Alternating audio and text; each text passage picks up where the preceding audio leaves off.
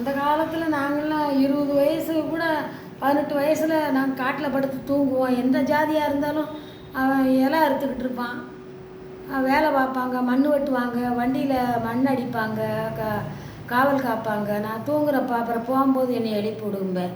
குப்பையில் படுத்து கூட தூங்கியிருக்கேன் எத்தனை நாள். அப்படியெல்லாம் அந்த காலம் இருந்தது. இப்போ பிள்ளைகளை அனுப்பிட்டு படிக்க போட கூட பயமாக இருக்குது, வெளியில் அனுப்ப பயமாக இருக்கு ஐயா. நம்ம பிள்ளைன்னா நம்மளுக்கு எப்படி துடிக்கும்.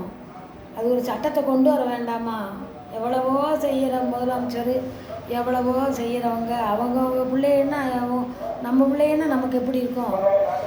அதை மாதிரி அதை வில்லையா எந்த இடத்த என்ன பண்ணானா அவனை வில்லையா அப்படி உயிரோடு சுட்டு அந்த வீட்டாளுக்களை வச்சே சுட சொல்லணும், அந்த வீட்டாளுக்களே வச்சே அவனை அழிக்கணும். அப்படி உயிரோடு கீழே படுக்க போட்டு 4 பேர் சேர்ந்து மரத்தில் கட்டிட்டு அப்படி துண்டமாக அருவாளை வச்சு கறியை நறுக்க வேண்டாமா? அப்படி பண்ணாமையோட போய் தானே இப்படியெல்லாம் பண்ணி பிள்ளைய கொடுத்துருவீங்களா? எவ்வளோ கோடி கொடுத்தாலும் பிள்ளைய கொடுக்க முடியுமா? மனுஷர் எத்தனமோ நடக்குன்னு பேசுகிறாங்க ஐயா. எனக்கு ஒன்றும் தெரியாது, சொல்கிறேன், நான் பார்க்கல.